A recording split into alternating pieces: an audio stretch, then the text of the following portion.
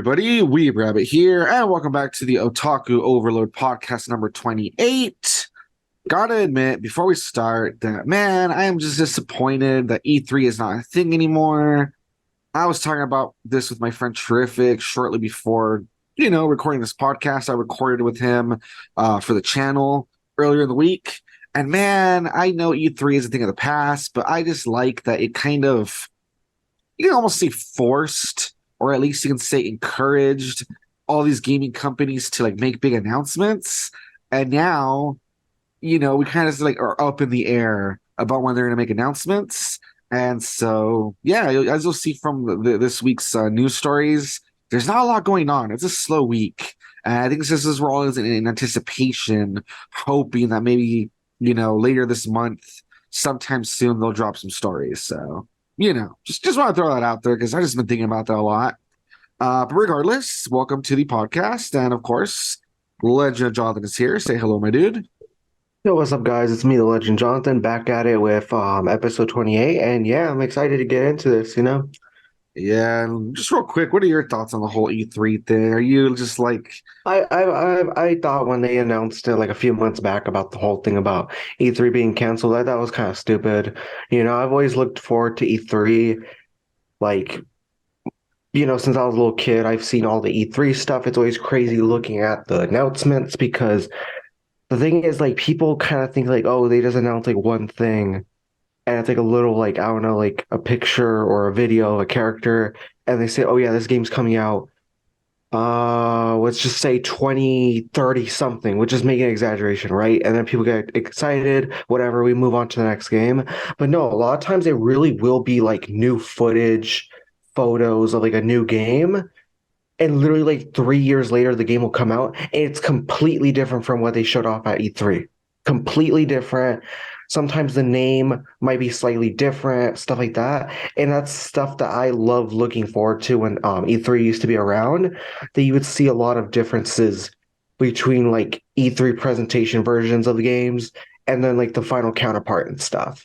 So it does suck so that for you, E3. so just real quick, so for you, it's not even just about, oh, I like knowing about new stuff that's coming out, but you love kind of just like the behind the scenes stuff too, of like how stuff changes over time and like the betas and stuff that happens sometimes. Yeah, like seeing like the trailer when it gets announced, and you're like, okay, cool, this game's coming out. But then when the game comes out, you're like, wait a minute, this stuff is different. Let me go back and look at the trailer again. And you're like, they changed so many things between this version all the way to this final version that's out now. And That's so what I I'm think that's saying. pretty You, cool. you, you like the production stuff that goes into it too. You find all that interesting too. Hmm. Gotcha. Pretty cool, pretty cool. Well, like I said though, unfortunately E3 ain't happening, so we're gonna have to see what we get. But slow news week, we'll have to see if we get lucky, and maybe by the next time we record, in about a week or whatever, maybe or two, we'll have to see if some of these companies drop some big stuff, especially Nintendo. I know Nintendo, they're due for some sort of announcement of what's next, so we'll see, I guess. Yeah. That aside, though, that's kind of a bit of an intro. Yeah, we're gonna get into our weeks. We're gonna go over some news stories, like I said, even though they're kind of on the shorter side, and then we're gonna talk about a topic of the week. I can't believe we haven't talked about this one yet. I could have sworn we had like shared it because I think as I was putting the podcast together, like the creation of it, it's one that I had wanted to talk about. So it's kind of funny that it took this long to talk about it, but you'll see what we mean. But for now, though, Legend Jonathan, go ahead. Tell us about your week. What have you been up to? Um, so I watched something really new and different. So I found out because I was just searching, just watching random stuff. I've been doing that for like the past few weeks and whatnot, watching movies and stuff. And I saw that there was a new Gremlins cartoon, which is interesting because Gremlins, it's just the movies or it's just like merchandise, whatever. But no, there is a cartoon called Gremlins Secrets of the Mogwai. I think that's how you pronounce them, Yeah, the like race, right? Mogwai, something like that. I forget Mogwai. actually. Yeah, Yeah. yeah, it's Mogwai. Yeah, Okay. Mogwai. Yeah. There you go. Um, but like it's AA when you try to pronounce it. Yeah. Um, Something that I found out that's pretty interesting is that I just thought, oh, it's just like a random spin-off. It's one of those little cartoons they make, kind of like the Jurassic World cartoons and all that stuff. Um, it seems that a lot of people liked it, and I was like, you know what? Like, I want to see if I like it too, you know? And I think it's pretty good so far because basically what it seems from like the stuff I've looked at, it's a prequel to the Gremlins and the Gremlins 2. Oh, it's a prequel to the movies, really? Yep. You would think that this makes no sense. It's like a little spin-off because you know how the first one was aimed more at kids because, you know, it was PG. PG meant it was for everyone. They didn't really give a crap because most kids Ah, used to like watch like anything back then, basically, even now, but you I know what I don't mean? know though. The first one was kind of a horror Christmas movie. I can understand the second one because the second one was more No, that was goofy. PG-13 though. Yeah, that's what I'm saying. But it feels like it would be the opposite. The second one was the one that was really goofy and not really as like scary. It was the first one that was kind of like a horror Christmas thing. I don't know. But anyway, Yeah. you would keep with your thought. I guess I just kind of. What was your thought though? Sorry. So basically, because you know, like the fact that it has a like lower rating, plus I feel like it was just like the language, and I think it was like the violence that convinced them, yeah, to make the PG-13 rating. But basically, it was more aimed at, hey, this is a horror comedy for everyone to watch. You know, your kids are gonna like the cuteness, but they're probably gonna be scared of the scary stuff later. The parents are probably gonna like the scary stuff, but they might not like. I mean, they're gonna like the Well, I mean, cuteness. I But get, yeah, you I know what I'm kind of getting get at. what you mean because yeah, if you think about it, it was a time where like, let's make a RoboCop cartoon for kids. Like what? Yeah, and it's like the point was it was something where it was an era where they were aiming everything at everyone. Yeah, I can kind of see what you mean. I get it in that sense. I guess I can see what you Yeah, because mean. like I literally like I know people that are like, yeah, back when I was like in the 80s, I watched that one horror movie, or it's not a horror movie, it's a thriller movie where like Kevin like Bacon is like a crazy man, and I'm like, bro, isn't that like a horror? It's like, no, I was a kid. It's like, oh, okay, you know, I guess, you know. Yeah, I got you. So the point is it's a prequel, and the main protagonist, you know how the old man from the first and second one, his name's Mr. Wing, that's his Yeah, yeah, name, yeah. that they confirm here that these are the exact same writers, I think, from the movies, I think, because they're in charge of it and they like changed a lot of stuff and add more stuff to it.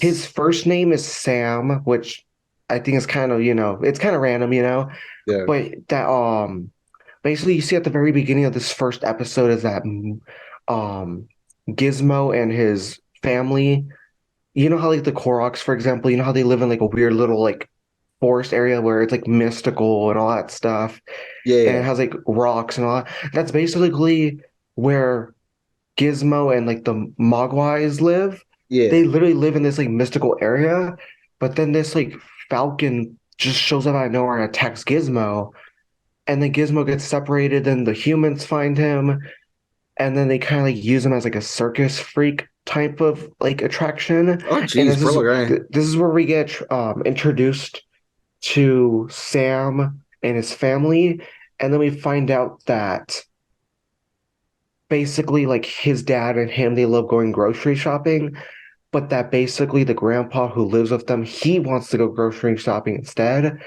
But basically his daughter, the mom of Sam, doesn't trust the like her own dad, like the grandpa, because apparently like he's too like adventurous, he's too like violent when it comes to like his stuff. Because basically Sam's like, oh, I can't wait to go to the store, and then like the old man like he like face palms his face. He's like, dude. Oh son, when I was your age, I was out there like exploring the world and killing monsters and getting treasure and becoming a treasure hunter. And then the daughter's like, there's no treasure. You're such a liar. Like, you know, all that stuff. And like I guess he's trying to give like his grandson like this more adventurous like personality and to not like, you know, be stuck in like a little space, you know? And basically by the end, they end up meeting Gizmo because they go to look at the circus stuff. And that's when he ends up believing his grandpa and like all the like the adventurous stuff. He's like, wow, you were right. Like all this like fictional stuff to me, you know, all this magical stuff and all this adventurous stuff, it's real because, you know, he didn't believe that Mogwais existed. And he's like, no, Mogwais exist and stuff, and we need to get this little guy back to his like family. And this is where it gets kind of like the bad stuff starts to happen. There's bad people that are chasing after Gizmo as well. And the thing is that basically the main antagonist he's introduced by the end, I don't know his name, but it seems like he's looking for Gizmo, and basically, um, Sam accidentally spills a tea on top of Gizmo, and we already know what happens Oh, I want to get when. wet. Yeah, yeah, And literally, the grandpa says, first rule of owning a Mogwai, never spill water on top of them. And you see them multiply into like five of them, and they all like give each other like suspicious smirks, and that's where you're like, oh no, like oh, we that's already know what crazy. ha yeah. And then what I was gonna say is the animation is pretty good. It kind of reminds me of those like video games that are like very cartoony. It kind of has that aspect. And I don't know. So far, I give like a 8 or 9 out of 10. Honestly, So I think you it's pretty thought good. you thought it was pretty cool so far, pretty fun, whatever. Hmm. Oh, that's pretty interesting. Who would have thought that? Yeah, usually when they do stuff, it's like a weird like sequel, or it feels like it doesn't even like connect. That's kind of It's fun like that they those just weird, like really like. Honestly, let's be honest, they are crappy. Like those really crappy like spin-offs that make no sense for no yeah, like reason. the one that comes to my mind that was really bad was if you've ever seen it was by DreamWorks, the one about the horse Spirit. Oh yeah, And then they they try to made a make. spin-off where like Spirit was all about like this horse and how he needs to be free because they want to, use him during the time of like the Civil War. It's like, I don't know, make like to carry like stuff for like something about like the railroad. I don't remember. The point is something like Hmm. that. And Hmm. it's about how he needs to be free and go back to the wild. And then like the sequel series spin-off thing is like, yeah, this horse is like a descendant of Spirit. And it's about these little girls that love horses and like they're part of like a horse riding academy or something like that, or competition or something. What? It's like it has nothing to do with it at all. Like the horse is supposed to make the main character, and like it was just totally different. I'm like, this has nothing to do with anything. It's so weird. Yeah, and then they made a movie afterwards, and I don't know. Yeah, it was weird. Yeah, it's weird, but yeah, it's kind of cool that sounds interesting how they're doing this, and I guess it's kind of cool because we know at the end of the first movie, well, at the beginning and end, that yeah, this old man, Mister Wing or whatever, he Gizmo's his little friend, he's taking care of him, and at the end of the first movie, he comes to pick him back up and say, hey, I told uh, you guys to like follow the rules, and you guys didn't. Yeah. yeah, and like I'm taking him back home, and all that good stuff. So it's kind of funny that we kind of know now how he came to be in possession of him and all the rules and stuff. So sounds Hmm. interesting. Like you said, until I guess until it proves otherwise. So far, it's like a fun, pretty cool show. So that's kind of cool, actually. That's cool. Hmm. Nice, Especially because it's nice. cool because he's like, yeah, like I didn't know that this stuff exists. And the grandpa's like, oh yeah, no, this stuff exists here in because it takes place in Shanghai, China. Oh, so it's in China too. Cool, cool, cool. Hmm. That he even says he's like, oh no, like I wasn't lying when I'm like telling you like the mystical stuff he says. He's like, I was never like just trying to impress you or make you like think outside like the little space you're living in. Like I was like literally being serious. I have encountered like actual freaking crazy stuff like that.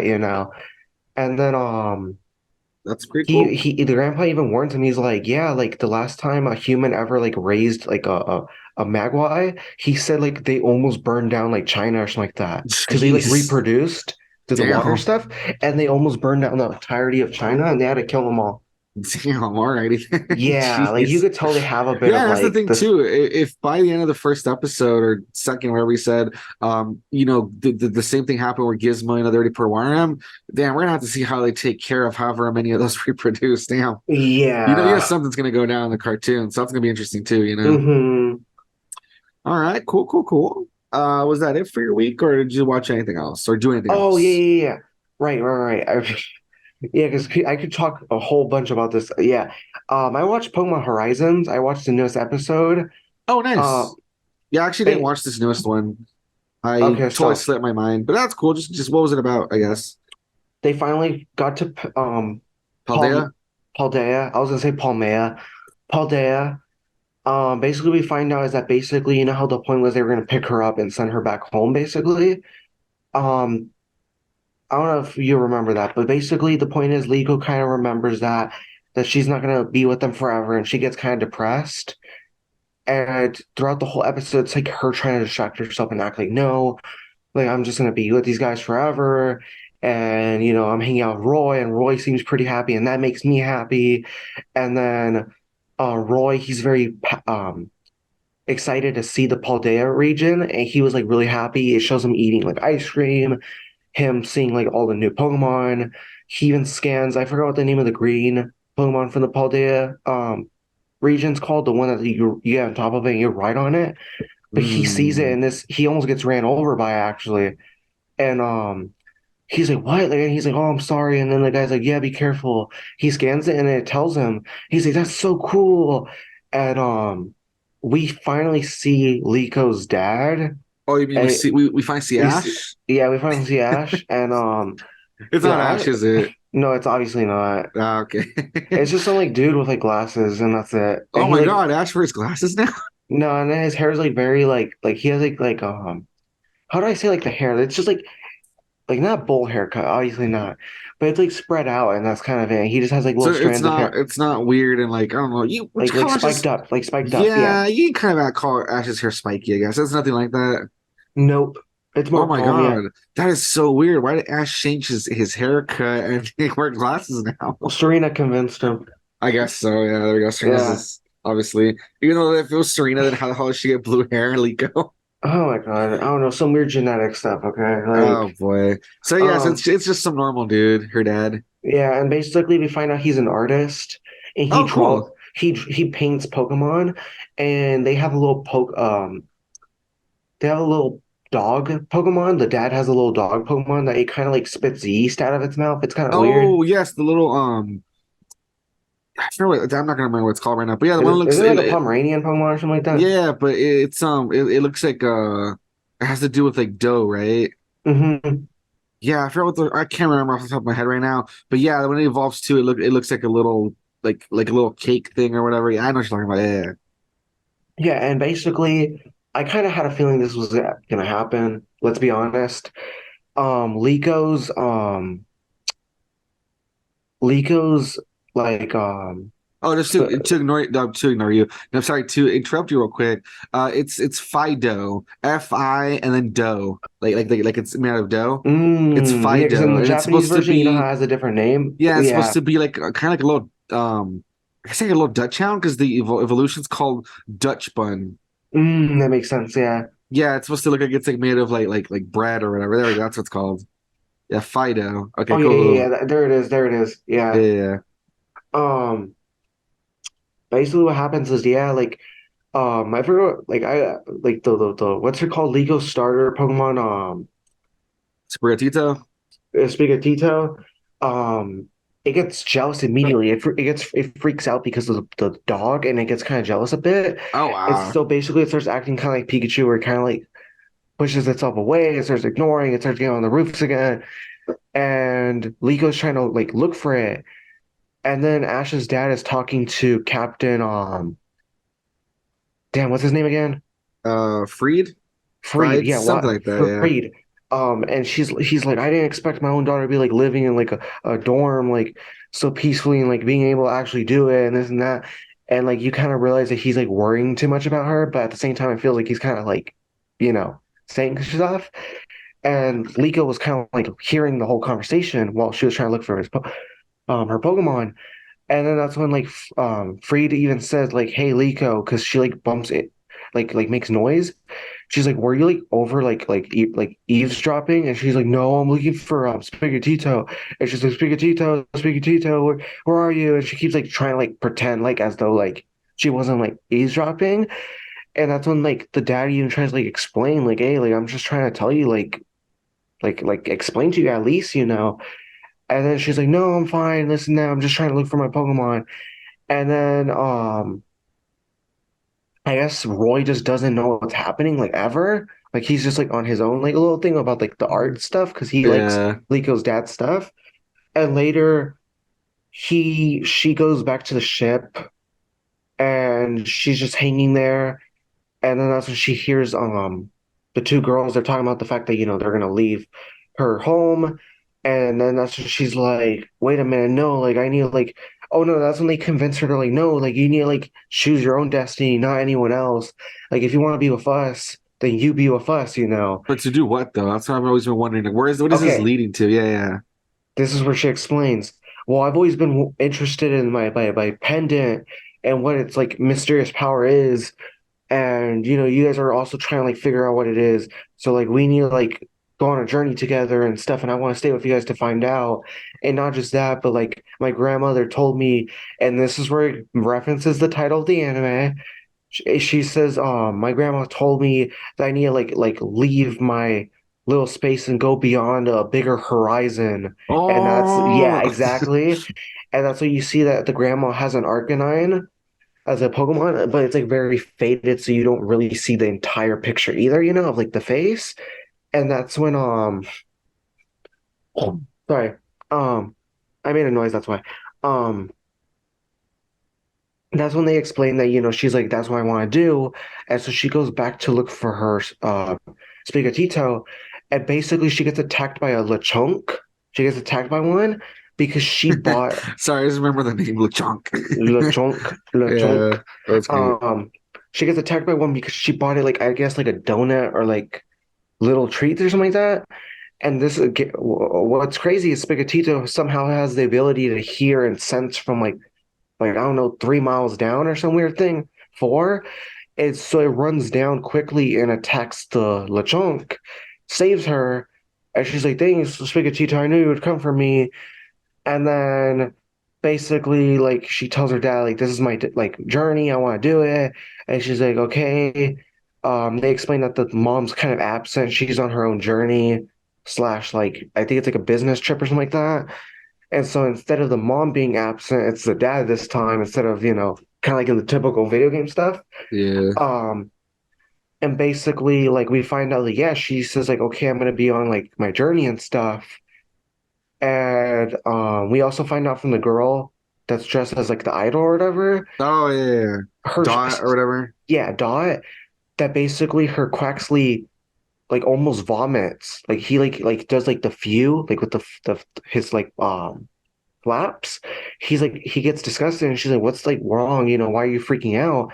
It's because her suit smells like nasty, and so she puts it out in the sun, so it like, I guess I don't know, the breeze cleans it out somehow. I don't know. She could have washed it too, but she leaves it out, and when Lico's gonna go to the her house to get her Spigatito, literally she turns around and sees the suit, and she's like, "Wait a minute, is that so?" And she's like, "You know what? No, it's not time for that." And she like runs to her house. Oh wow. Okay. Yeah, so the next plot, they kind of just leave it off there where she tells her dad, hey, That she wants to like continue on like the journey yeah, and of like he's like, discovering okay, what the like, penance about. mm-hmm. And Nice. then she's like, cool. And that's, oh, right. And then the dad, because he's an artist, he sells art. And he found out from a photographer dude or some like dude that's like in town. He says, because they're asking about the black Rayquaza, the shiny one, he says, I heard from some guy that he saw a rare Pokemon. Maybe he knows. And that he's like in a town, And they're like, okay, then that town is the next location we're going to next. And that's where the next journey is going to continue. Oh, interesting. I Huh, feel like all that's a right. lot of So detail, it but feels, yeah, it feels like it's finally kind of kicking into gear because all of this has been like intro stuff of like, what is going to be the point? They're going to be traveling doing what? And now we kind of know that, like, okay, I guess they're going to investigate about these things that the two kids have because one of them has the Pokeball, one of them has the pendant. I don't think at the moment they know that the two things connect, but like they're as they look for clues, I think they're going to kind of figure it out. So I don't know how they'll extend that into an actual journey, but at least we know like okay, that's what they're going to be looking for clues somehow. Like okay, cool.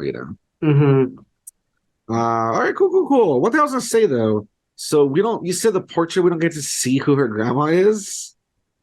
no, we kind of do, but like it's not anyone obviously. It's not like it's like, oh my God, Oh, okay. I it's thought that's Dahlia. what No. I thought. Maybe no. I didn't think it was her. But what I was thinking is like I thought.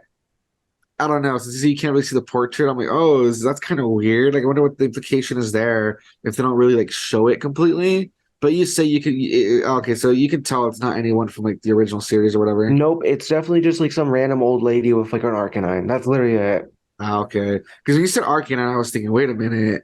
Like we know that like James has an Arcanine back home. Oh my God, is it his daughter or granddaughter? Something, you know what I mean? Yeah. I was wondering, like, could that be why they like, left it kind of vague? Could it be like hinting at that? But like, nah, I guess never mind. No. Yeah. Cool. Anything else, or was it just That's those it. things? Okay, cool, cool. Pretty good stuff. Sounds interesting. Good stuff. Good stuff. I will try to check out both of those things. As for my week, a lot of it was spent honestly doing stuff. Well, it's connected to the channel. One of them, like I've said, I've been playing Tears of the Kingdom on my own, just being very careful to not like really spoil myself of anything that like we haven't already done on the channel. So I've been playing a bit of Tears of the Kingdom here and there on my own, and then also because of the Persona series, sometimes we reach parts where like we're in a dungeon and like, all right, I'm gonna do some grinding off screen that we can level up and all that good stuff. So I've been doing some of that, on my own, just like, grinding off screen. So next time me and Terrific record, we can pick up where like, all right, we're about to like fight the boss and continue with the story, that sort of thing. Mm-hmm. So a bit of it went to that. But I did watch a couple of things, especially as I was doing all this grinding and stuff. So for whatever reason, I just, turned on, well, it's not called HBO Max anymore. It's just called Max. And I saw there was some documentaries on there that sounded pretty interesting. And so I checked out a couple. And that's kind of what I guess I'll talk about. That's what I mostly did. So the first one, it's called McMillions. And it's pretty interesting. It's a little documentary miniseries about if anyone's ever heard of one like McDonald's used to do. I mean, maybe they still did it not too long ago. I don't remember. I'd have to like whatever. I But think if they anyone, did do it. yeah, I'm actually let me look at it really quick. McDonald's Monopoly. Hold on. When was the last time they did it? Does it say? Does it say when they last did it? Apparently they did in 2018. Yeah. I had a feeling it was like really So recent. I mean, I don't remember if they did it. At least until 2018, I know they did it. I don't know if that's when they stopped, but they did do it even after all of this that we're talking about. Well, I'm going to talk about. But basically, for anyone who knows, McDonald's, they would have the little game where, like, oh, you can get like the little board, and it would have like a little Monopoly map on it or whatever. And then there would be pieces that have to do with the Monopoly, like, oh, get the railroad pieces or get the, boardwalk and whatever the other blue one's called. I forget, get all the red pieces and, whatever. And basically you would peel these little like stickers off of cups or Big Macs or fries or whatever. And then sometimes it would say instant winner, where it would say like, oh, win like a medium fries for free or win like a Mm-hmm. free nuggets or something, right? I definitely remember the fries and the drink and like Yeah. the nuggets. Yeah. Yeah. And then other ones, they would have the little piece. Like it would say, you'd peel it and it would say, Madison Square Gardens. And I think it's one of like the yellow ones. And so you would try to collect the other yellow ones because depending on what the little that color was, it would be like a different prize. Like if you collect all the yellow ones, you get, let's say, like a new 50-inch TV, just as an example. And if you get like the two green ones as an example, you would win like supposedly like an ATV. And like obviously there was a lot of prizes that were like worth a lot. There was some that weren't worth as much, and then there was food. All of what I'm leading into is that from 1989, so almost when they started this, I think the first year they started this was like 1987 or something. They mention it in the documentary. But between 1989 and 2001, oh, sorry, one more thing. The grand prize you can get if you got the two blue pieces, because in the game of Monopoly, the two blue pieces are worth like the most. They're like the hardest to get and they're the most special. So likewise, in the Monopoly for McDonald's, if you could get the two blue pieces, which are supposed to be really hard to get, you would win $1 million. Mm-hmm. I remember So, that. Yeah. yeah, so what this leads into is that between 1989 and 2001, as it says here, there was almost no legitimate $1 million winners in the contest because apparently someone, and that's where you have to watch the little documentary series, they actually rigged the game.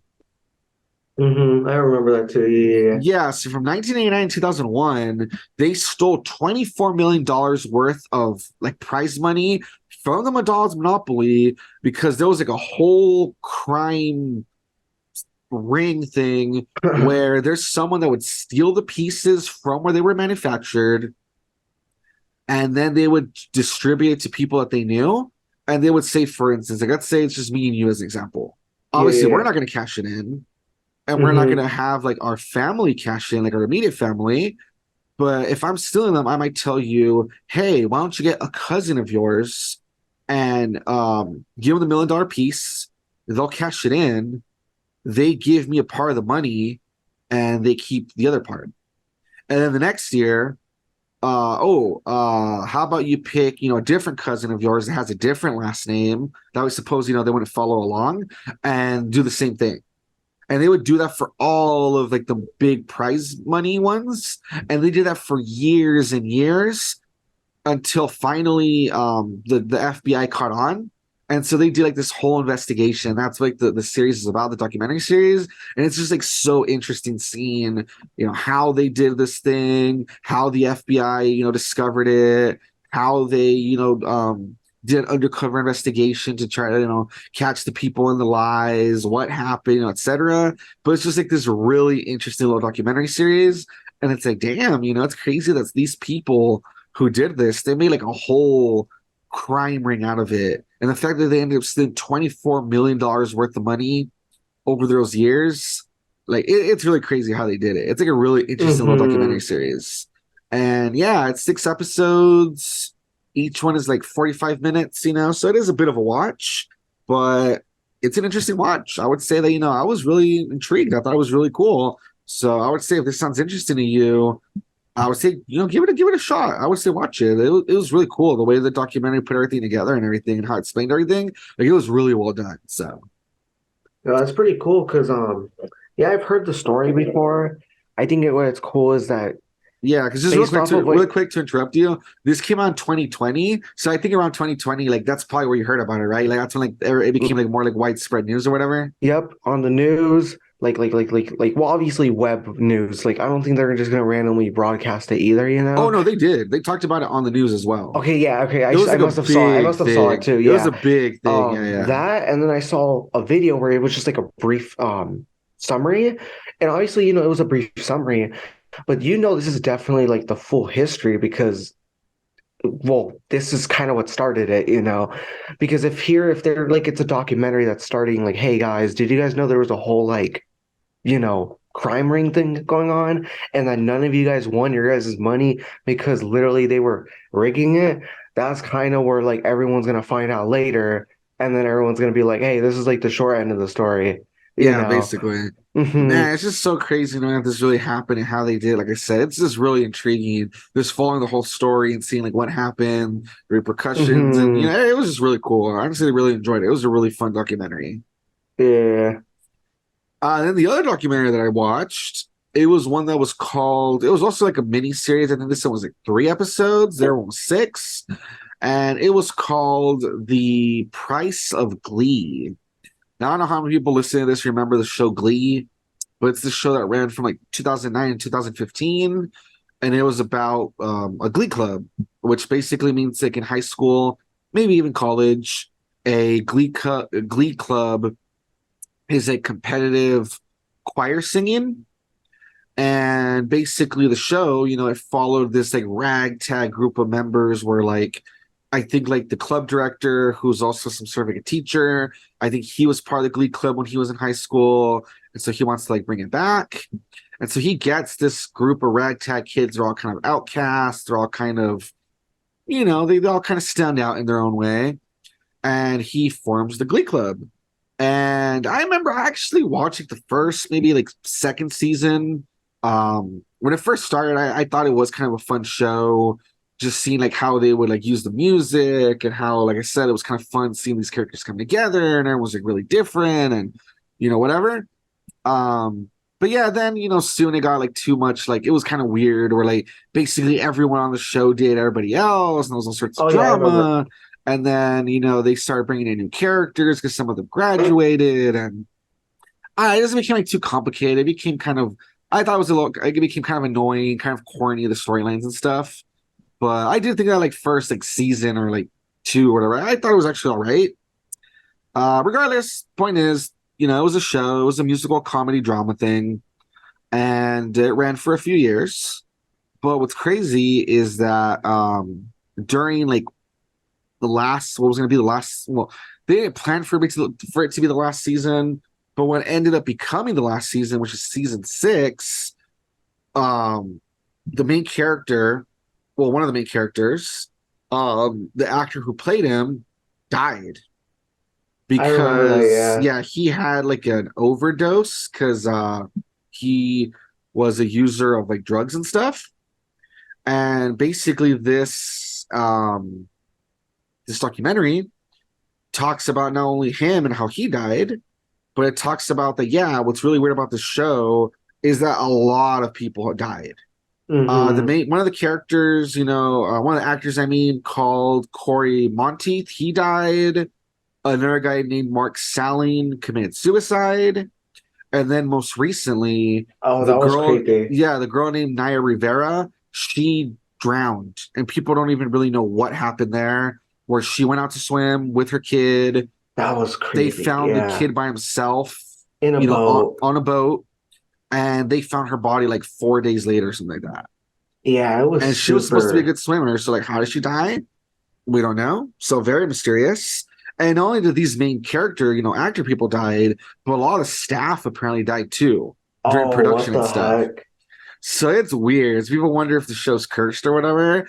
And that's kind of what the documentary talks about. It talks about, the roots of the show, how it got started, how they chose like these different actors and how they all came together, about, how people started dying along the way and like afterwards, and just like, it kind of talks about like the dark side of fame as well, like especially for the main guy I was talking about, like the first guy that died, Corey Monteith, whatever, talks about how, yeah, he was someone that when he was like a youth, he, was into like drugs and alcohol. Then he tried to, get clean, and how, being in the spotlight and being like stressed out with this show because they would make them work like 16 hours a day because they had to do like, dancing and singing and acting and, a bunch of like studying and like, a bunch of stuff that it probably didn't do him any good, and how maybe that led to him like, rebounding and I mean relapsing and going back into drugs and stuff that killed him. And like, I don't know, it was a really interesting thing where I'm like, damn, it's really crazy seeing how like the show is so big, but at the same time, There's that was some weird kind of stuff. that was kind of bad. It seems like it hit a lot of these people really hard. And as for the rest, we don't really know what happened there, but it is crazy that so much tragedy is That's around the show. So it's mm-hmm. really interesting. And Yeah. it's cool though, because the show never, I mean, the documentary doesn't treat it like we blame this person and we blame that person, or like, it's not like, oh, there's a conspiracy that, like, yeah, it's cursed or anything, but it just kind of says, a lot of people wondered, and it is really It's weird. a And lot of stuff is really suspicious. It's kind of yeah. yeah, and it says, it tries to just kind of be unbiased, but to say, maybe, some of the spotlight wasn't good for like that Corey Monteith, maybe that's what caused his relapse. And, maybe fame isn't always what it's meant to, what it could cut out to be. And, it doesn't like really take sides, but it's interesting how it approaches everything. I thought I did a really Mm-hmm. good job. Yeah. So yeah, if you remember that show, if that's kind of something you remember, you might want to check out the documentary. It's kind of interesting seeing all the behind the scenes stuff and like I said, all the stuff that went down, so yeah. Yeah. That's crazy. I know. So two pretty interesting documentaries. And from what I saw, yeah, there's more documentaries on there that I think I might want to watch. Same thing with Peacock.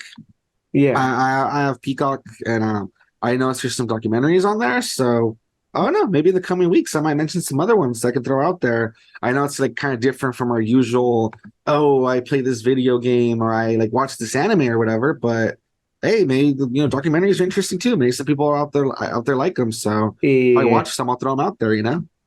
Yeah. Also, you weren't wrong about the whole season one thing.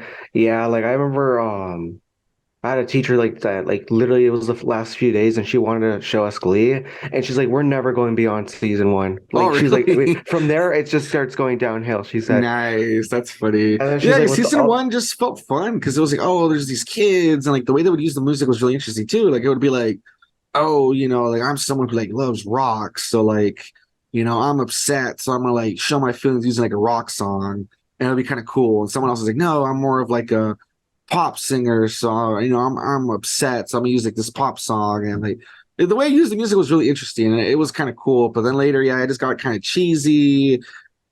Storylines got like kind of dumb, all that stuff. I was like, Yeah.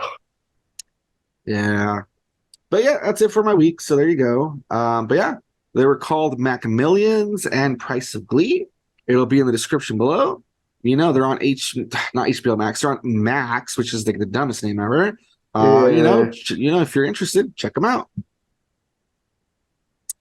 All right, now transitioning to the news. Like I said, news is going to be pretty short. Not really much happening. It's just a few kind of updates. Yeah, they're updates. It's not even really announcements. It's just updates, but they're still interesting nonetheless. So I guess I'll just throw them out there.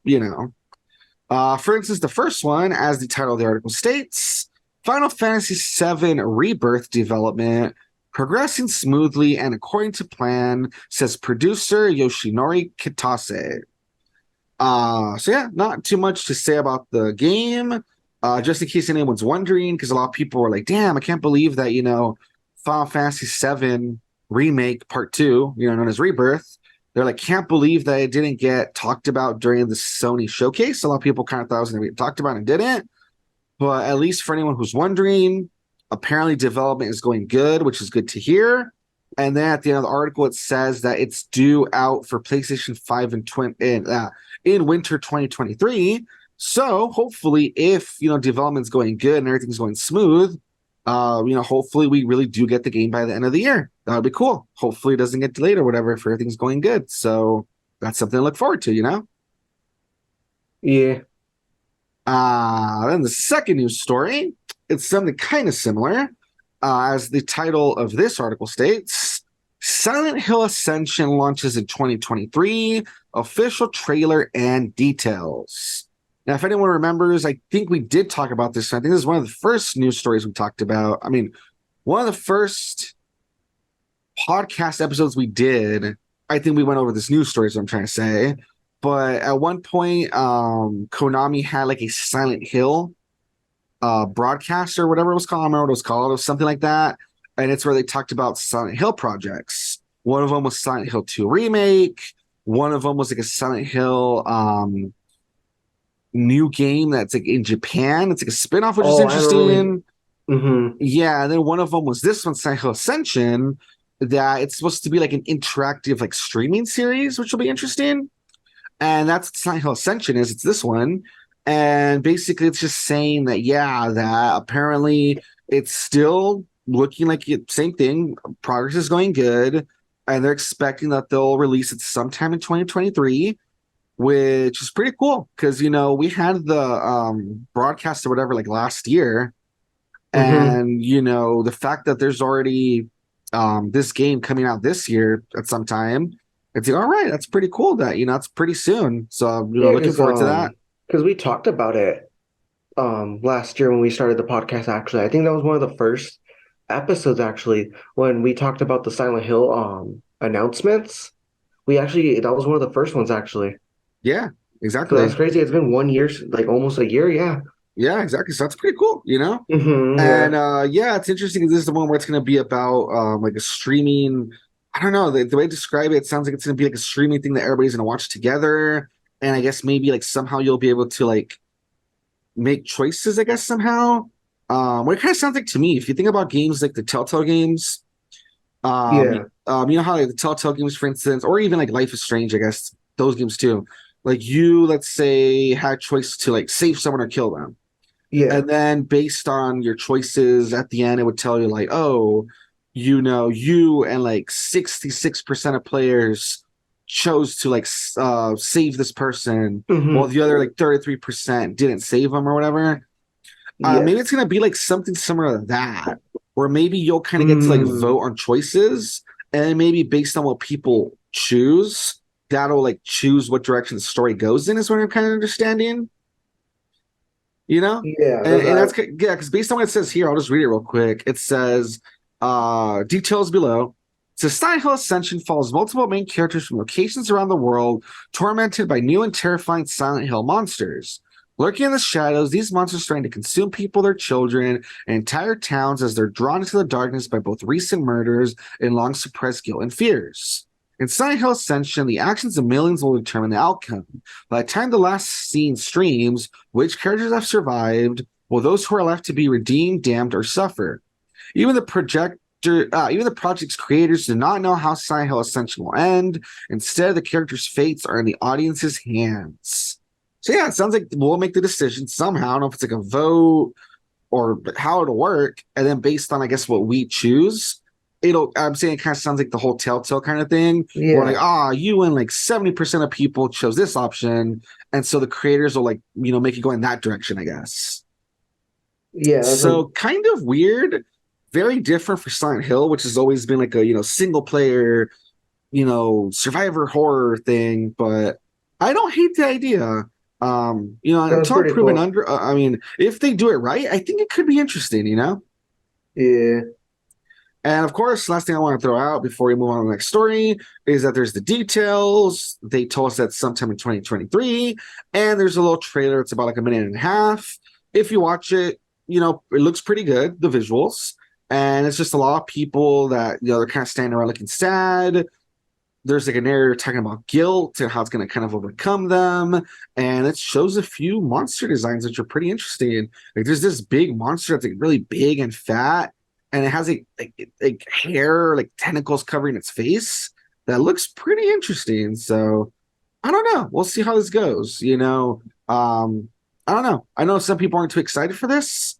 On the other hand, I'm kind of looking forward to it. If they do it right, I think it could be interesting. So, Yeah. Alrighty, and then the last news story, as the title of the article says, everybody want to switch, announced for, it does say switch 2 times. Everybody want to switch, announced for Switch. And then under that, it says due out on June 30th. So that's right, the end of this month.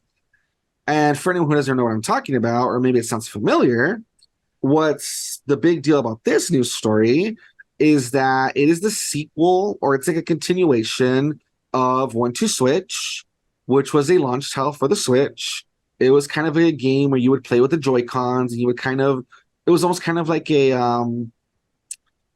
what do you call it? When it kind of shows off like the system and like the capabilities, what do you call it? Like a, oh, crap. I know, I've used it before. You literally used this phrase. You used the last podcast too, I think, is the crazy part. What do you call it? Crap. Like a console. You try to look for the word. If you need to interrupt me in a moment. Yeah. But the point is, it's supposed to be a continuation of One to Switch, which was a Switch launch title. And just like that game, it looks like basically you use the Joy-Cons and stuff.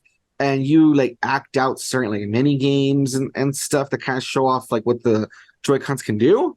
And okay, sounds interesting, I guess. But you might be wondering, if the original game came out in 2017, why is this one coming out so much, afterwards?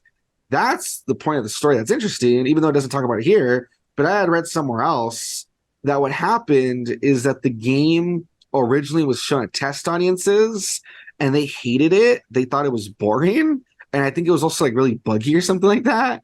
So it took them like a year to like, I don't know if they're just like, screw it, just release it, or if they like worked on it this whole time. But regardless, yeah, even though people hated it, they thought it was boring, it's coming out now. So I don't know. We'll have to see how that game does, because the fact that people hated it before, like I said, I don't know if they're just releasing it for the heck of releasing it, or if maybe they improved it and like, tweaked it and stuff. So yeah. But yeah, it's coming out on June 30th. And yeah, I'm kind of curious to see how it goes, because yeah, if you read the original like story, I know it's on the internet somewhere, like those talks of it. Yeah, people thought it was boring. Like they hated it, which I thought was kind of funny. So damn. What did it be called? A tech demo? Yes, it's like a tech demo. Tech demo. Yeah, you used that phrase like last week too, I think. Because I was thinking, I'm like, wait, no, isn't there like an actual term for like full games that are used for? But no, yeah, it's tech demo, because the point was they were using the original Spider-Man PS4 as a tech that's demo. Where it came in. That's where it came in. Yeah. the PS5 to show the loading screen. That's why. To show Yeah, off its yeah. capabilities. Yeah. Yeah, because the game technically isn't a tech demo because it is a full game, but it kind of acts as a tech demo because it Or kind of Final show. Fantasy VII for the PS3. Yeah, they kind of act as Hmm. tech demos because they kind of show, hey, here's what the system can do. And in this case, here's what like the controllers can do, because like, oh, you can use them for like motion control, you can use them for like the shake capability and all that stuff. Hmm. Yeah, so there we go. We'll have to see what happens with that game. Will it be a total disaster? We'll have to see at the end of the month. Yeah. Alrighty, guys, and that is it for this week. Like I said, the news stories were pretty short. Mostly it was kind of just like updates or like little announcements or whatever. Not really too much going on, but hopefully soon we'll have that news, man. I'm just like dying for like the Nintendo news. I'm just hoping that they, Oh, yeah. I don't know if we talked about one of the podcasts or something, but like, and I know I talked about it with Terrific in one of the Persona episodes, but like, man, all they have going on that we know of is Pikmin next month Hmm. and Metroid 4, which is just kind of a question mark. We don't know what's up with that game. So we need some sort of announcements for the rest of the year. Hmm. So I'm just excited. Like I said, hopefully by like next week, maybe the week after, I'm hoping we'll have something. Yeah. Alrighty, that aside though, jumping over to our topic of the week, as I kind of alluded to at the beginning, this is one that I want to talk about for a while. I'm actually surprised I haven't mentioned up to now, but I'm very happy to because the topic of the week is the series called dun, dun, dun, dun, Golden Boy. Now, for anyone who doesn't I know, love Golden Golden Boy, Boy. which I think everybody should check out, is a manga series and an OVA series. It's not an anime series. I think an anime series has to be like on TV, full series, like I think at least 12 episodes or whatever. This is only 6. It's shorter, so it's called an OVA series. It's a little bit different. But yeah, it is a 6-episode OVA series and manga series that is about this guy named Kentaro Oe, who is a 25-year-old, what they call freeder, which means a traveling student. That even though he, it says here, I'm just kind of reading the little description, just who, despite having met the requirements for a law degree, left Tokyo University without graduating. Kentaro is living freely, roaming Japan from town to town, job to job. And so, yeah, he's just on his bike. He goes from job to job.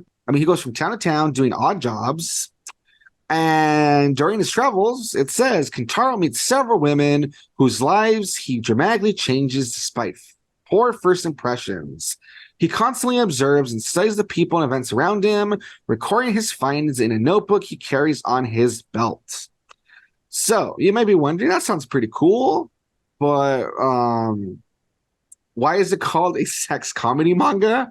That's because Kentaro is a huge pervert, and that's where the comedy comes in. So basically, Kentaro is a student. He goes around to town. He does jobs, but he is a huge pervert. So he like hits on all the women that he meets. He oogles them. He has a thing where he likes to like hug the toilet that he thinks they used. Oh, yeah. He's a weirdo, trust me. But then at the same time, he's a really smart guy because every town that he stops in, every job, even though he starts as a complete idiot and all the women like hate him at first and they think that he's a huge perv, he is able to master every job and he's able to really like help these women out. So usually by the end of the episode, all these women fall in love with him and they want to like be with him, but unfortunately by the time that they discover it, he leaves and he's on to his next job. And so they always are left like just standing there like, damn, I love him, but he's like gone. I should have said something. And that's part of like the comedy too, you know what I mean? But he always leaves in each episode, yeah. Yeah. And I don't know, it sounds kind of weird, right? But it's a really funny series, trust me. Especially if you watch the dub. Because this is like the dub, yeah. because this is when did the OVA come out? This is The OVA is from 95, 96. So a lot of dubs around that time. They weren't that great. And this one itself, it isn't great either. It's a bit corny. Oh, but it's horny. But that's what makes it funny, though. Yeah. That the voices he makes and like the way the guy who does his voice hams it up, it's beautiful. if it goes from like one voice to another, that's how it feels. It is Like the great. And like the comedy, I'm telling you, like it's really funny, man. Like it's really funny the stuff he does, the voices, how much of an idiot he is. Like one of my favorite episodes, just to throw it out there without spoiling it, there's one where he becomes a swim coach. Oh my God. The when he's trying to show off his swimming skills to try to impress the people around him, especially like the girl who's like I guess you can say like the main lifeguard or like coach or whatever, it's perfection. It's one of those things that just the voice, the look on his face, it's beautiful. It is hilarious. I went to like a panel where they were actually talking about a little bit about this OVA in that episode. There was just a GIF, just seeing the look on his face when like the swimming is happening. Everybody was just cracking up because it was just on loop. Trust me, it is hilarious. Like you guys have to watch it. Oh yeah. my God, it's really funny though, right? Like you've seen it, right? Like, what would you Hmm. say? It's really funny. Would you recommend it? Yep, definitely. Oh my God. And like I Hmm. said, Yeah. it is pretty like lewd, Especially because the dub. The dub is like great to like yeah, freaking. like there's gonna be some lewd stuff. There's gonna be some like dumb stuff because he's like a total idiot, like a total perv. It kind of makes you go kind of a little bit. He's kind of a weird guy, but it's worth it because it's just super funny. I'm telling you, like the facial expressions he makes, the way the guy uses his voice in English, it's awesome. So if you're not really too bothered by lewd stuff, if you can handle like sex comedy and stuff, I think you'll love it. It is hilarious. Yeah, it's a. I also definitely recommend it. Yeah, it's pretty freaking funny. Yeah, it's one of those things that's like a classic. Like a lot of people, when they say you want to watch something funny, they'll bring this up. And it's, but Hmm. when they also say like, oh, like what's an older anime I should watch? People are like, dude, Golden Boy is old, but you need to watch it. Yeah. Real quick though, you might notice that I mentioned it is a OVA series and a manga. Usually you'll notice that when I talk about the manga, I say, oh, you should check it out.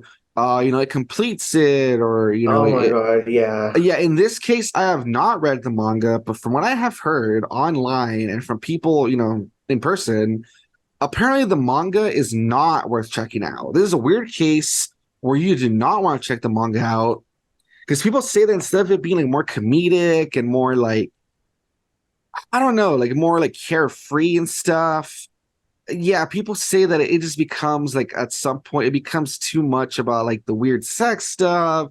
I think there's like a lot of like Cheating. NTR and cheating, and like I don't know if they mean that like the girls are cheating on the character or he's helping them cheat on their partners. But basically, at some point, it just becomes like a totally different thing that isn't as fun to like sit there and read or like watch or whatever.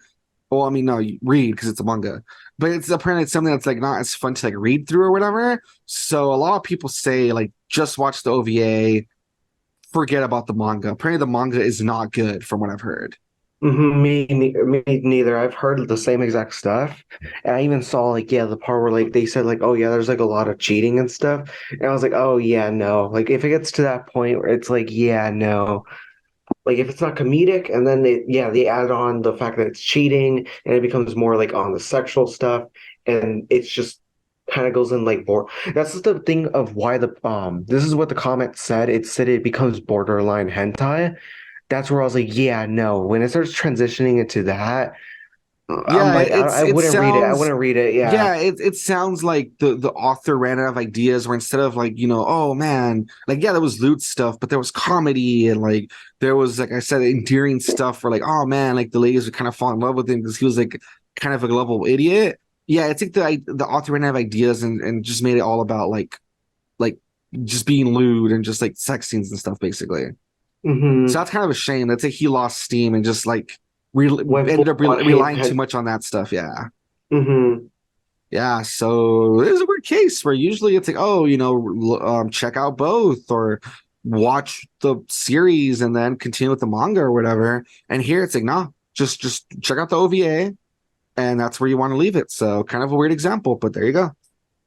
Yeah. Alrighty, guys. So yeah, check it out. And real quick, let me look up what can you watch it on if you're interested. Because always, you can always get it on the high seas of the internet if you know where to look. And if not, you can actually watch it on Crunchyroll. Okay, it's on Crunchyroll. There you go. So pretty Yeah. cool. A lot of people have Crunchyroll and have access to it. So if you're interested, you can watch it on Crunchyroll. So there you go. Pretty cool. Yeah.